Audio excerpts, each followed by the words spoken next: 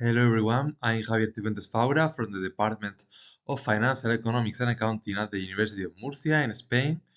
It is an honor to participate in this conference as a keynote speaker. Thank you very much to all the members of the organization for inviting me.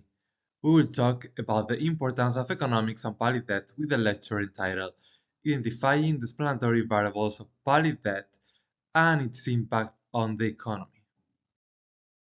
Public debt represents the total outstanding debt of a country's government, being an important way for the government to finance investment to ensure the nation's growth and development.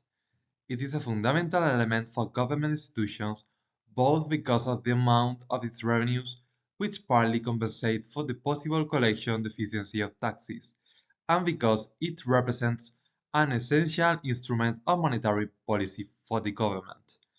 Public debt is the issuance of financial assets by public administration to finance the expenditure or investment budget.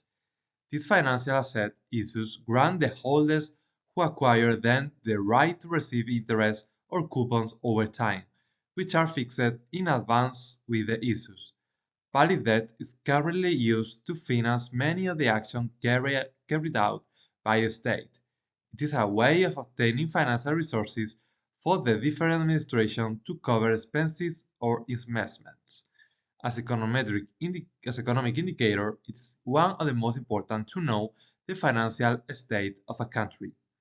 Although public debt is one of the main instruments used to finance an economy, there has been a debate about its effectiveness considering the rate at which it is increasing. In recent years, the public debt has grown rapidly as a consequence of the COVID-19 pandemic.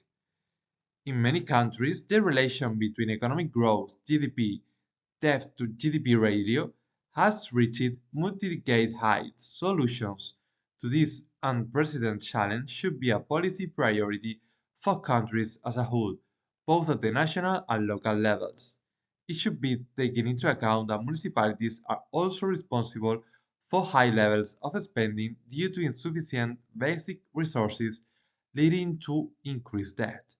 Local debt could affect macroeconomic financial stability at the national level. In this conference, we will review the literature on the determinants of public debt to identify the explanatory variables of public debt according to the main theoretical and empirical studies carried out. This will serve as a support to policymakers who have obtained financial resources to cover essential and very necessary expenditures nowadays, such as health, education, or infrastructure investment, controlling debt levels and fiscal pressure. There is no single general theory on public debt. Rather, several theories coexist, differing in numerous aspects, such as the underlying assumptions, the ideological stances of the authors, and the conclusions they offer. The main topic of debate surrounding public debt is its impact on the economy. Knowledge of these theories is essential to effectively address the challenges associated with public debt management. The debate on how to generate higher economic growth has been a fundamental concern through economic history, and classical economists such as Adam Smith, David Ricardo, and Thomas Malthus addressed this issue in relation to public debt. In their analysis, they consider three main ways to achieve this: increasing tax revenue, resorting to public debt, or accumulating capital. According to Smith, debt is determined by government expenditures since its purpose is not to be used for productive investment that generate future income but rather to finance government expenditures, especially in times of war or budget deficits. From his perspective, this had a negative effect on capital accumulation and investment in sectors that would actually drive long-term economic growth.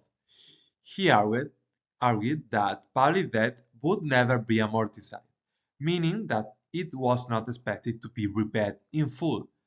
This belief was based on the idea that since the debt would be constantly renewed by issuing new bonds or restructuring, there was no real intention to pay it in full. On the other hand, Ricardo formulated what is known as Ricardian equivalence theory, which was further developed by Barrow. This theory postulates that when a government increases expenditures that are financed with debt to stimulate demand, demand is unchanged. However, the resulting increase in public debt places higher fiscal pressure on the government, leading to eventual tax increases to repay the accumulated interest. As a result, citizens prepare for the future tax increases by saving money, thereby impeding expected economic growth. To maintain stable levels of consumption, citizens will need to limit their spending to essential items and boost their savings to counteract the prospective tax hike by the government. Ricardian equivalence concludes that it does not matter how the government increases spending, whether through public debt issuance or expansionary fiscal policy, as demand will remain identical, obtaining the same result. Therefore, public debt will not achieve what it intends, but will create a burden for future generations by having to bear higher taxes. Therefore, debt is not determined and has no microeconomic consequence in the long term. On the contrary, Malthus argued that interest on public debt could have a positive effect on the economy by redistributing income to consumption and stimulating economic activity. He considered the purchasing power of money and income as determinants of debt. He also argued that in exceptional situations, incurring debt to finance extraordinary expenditures could be beneficial by avoiding an excessive burden on the present generation and allowing future generations to share the responsibility of repaying that debt as they experience economic growth. Keynes' theory is based on state interventionism in the economy to maintain equilibrium and reverse crisis cycles, defending economic policy as the best tool to get out of an economic crisis. Keynesianism based its economic policy on increasing public spending to stimulate aggregate demand through monetary and fiscal policies, and thus achieve an improvement in employment and an increase in production, consumption, and investment. His idea was to use fiscal policy to maintain a high level of public investment. This investment would aim to stimulate consumption by increasing production in general, which would result in higher revenues and in the reduction of public debt. According to Keynesianism, the engine of economic activity is demand. Economic equilibrium is reached when the level of demand coincides with the level of supply. However, Keynesian economics postulates that markets are not inherently self-regulating to maintain this equilibrium, and consequently, governments must intervene to avoid imbalance that could lead to economic instability. Keynesian intervention usually consists of counter-cyclical policies aimed at stabilizing the economy in the different phases of the economic cycle.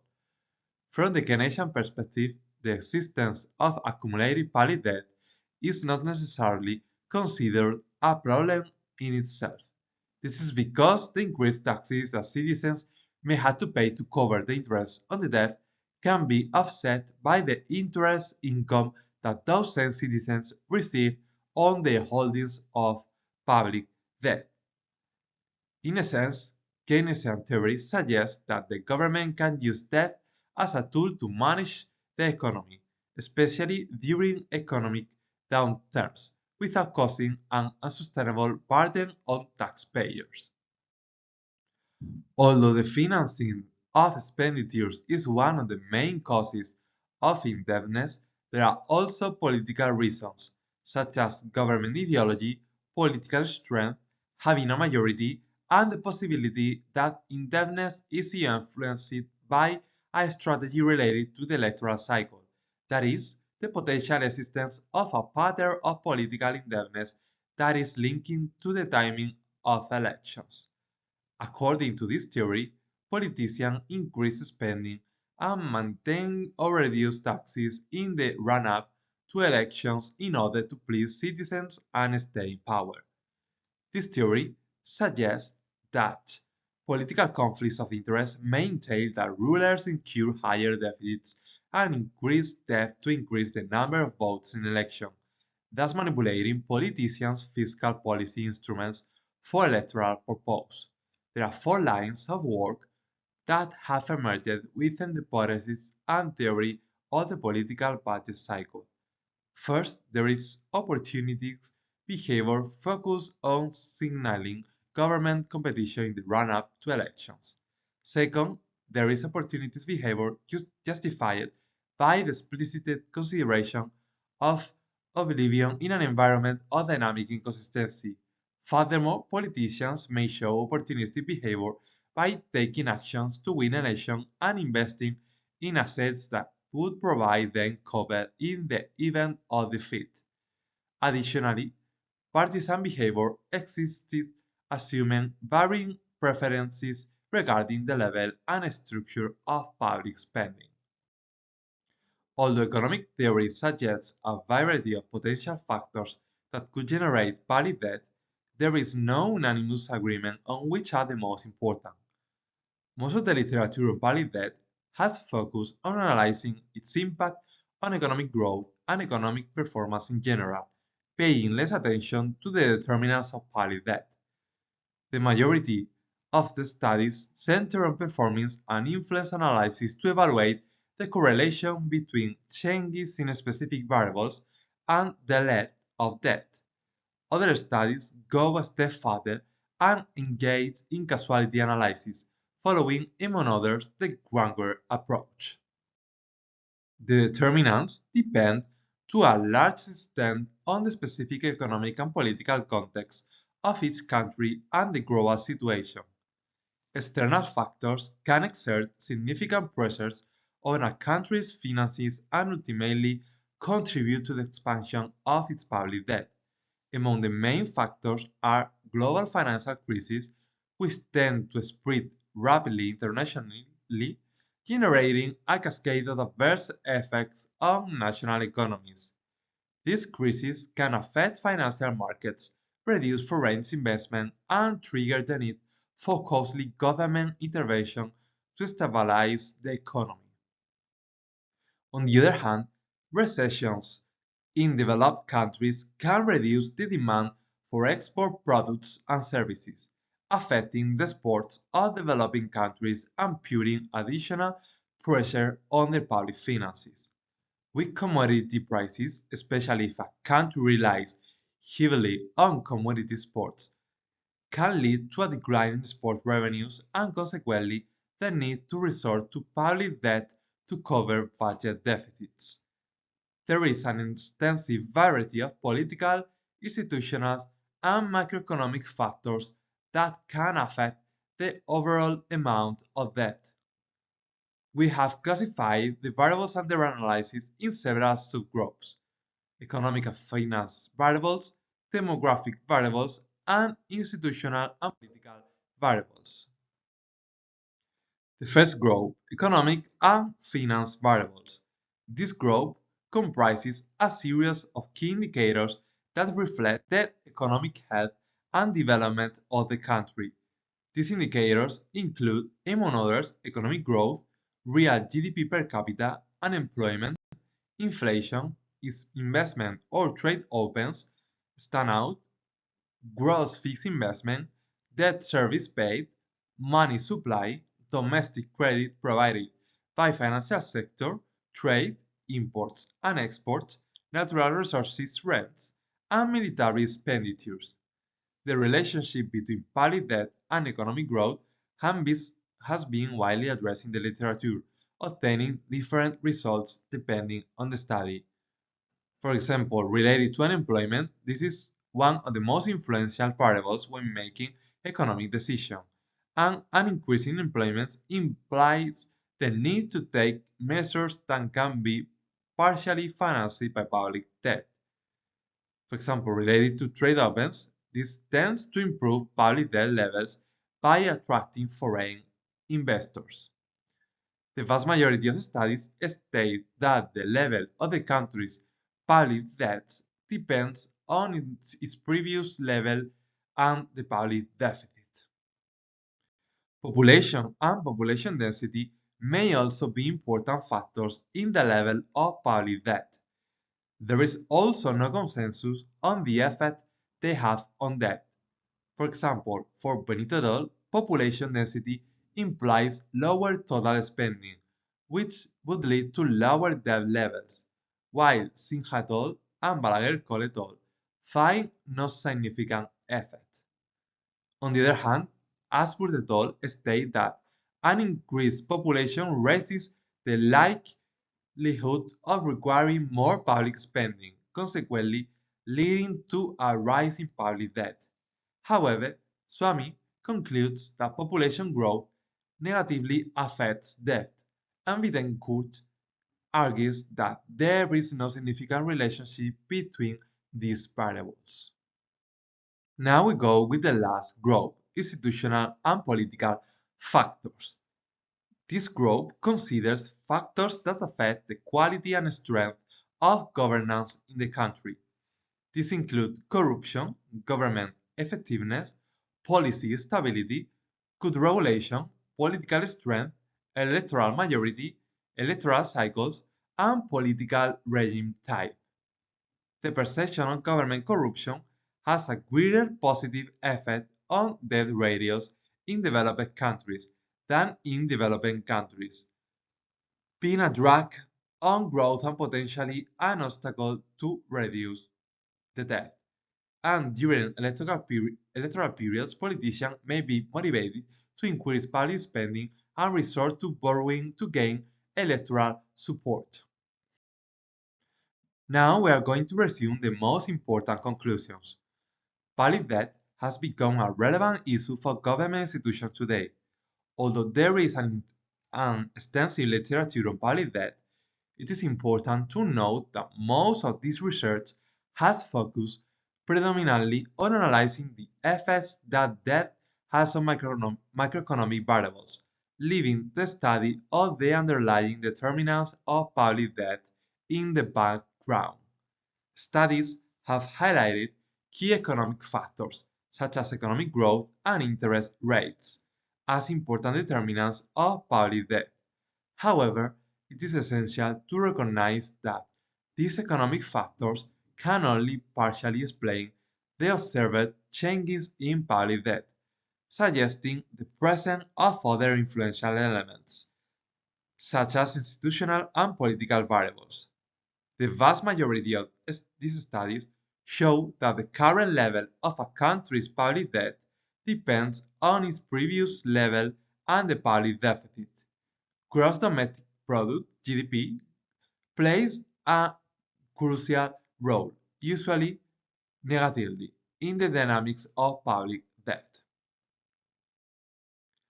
For other variables such as inflation, expenditure, unemployment, population, or population density, their effect is not clear because it depends on the region analyzed, high income, middle income, country, group of countries, municipality, or on the type of analysis performed. Despite significant advances in research and the deployment of a wide variety of analytical methods across large data samples and multiple time periods, a clear and definitive consensus persists in the literature on the fundamental determinants of public debt. This phenomenon reflects the inherent complexity of government debt dynamics, which is influenced by multiple interconnected factors and can vary significantly from country to country. The lack of consensus in this critical area of research means that the academic community has not yet been able to reach unequivocal conclusions about what actually drives government indebtedness. This lack of consensus should not be seen as a limitation, but rather as a reminder of the complexity and diversity of factors that converge in the accumulation of public debt. Indeed, this diversity of approaches and perspectives in the literature may result in a more complex and nuanced understanding on this critical phenomenon. The main policy implication derived from this study is that governments should consider using a variety of instruments to actively manage the public debt. The specific measures applied will depend on the prevailing economic conditions and the timing of the need for adjustments in debt levels. One effective means of reducing the debt to GDP ratio is through a rapid increase in GDP. This scenario is particularly applicable during periods of strong economic recovery, when the economy is growing at a healthy pace. A growing GDP can help dilute the debt burden, making it a smaller proportion of total gross domestic product. Governments can strategically use inflation as a tool to reduce debt, and increasing inflation tends to erode the real value of debt held by creditors, which lowers the effective debt ratio. Alternatively, the government can increase tax revenues, which can then be used to reduce a portion of the debt. In addition, complementary measures such as structural reforms and increased government accountability are equally imperative. These measures can help prevent overspending and promote long-term fiscal sustainability. As global economics evolve and face new crises and challenges, continued research in this field is essential to provide policymakers and economic experts with the tools needed to make informed decisions. Understanding the complexities of public debt is essential to ensure proper management of public finances and ultimately the financial health of countries. This is the end of the presentation. Thank you so much for your attention. You can see my email on the screen, so don't hesitate to contact me if you have any question. Thank you.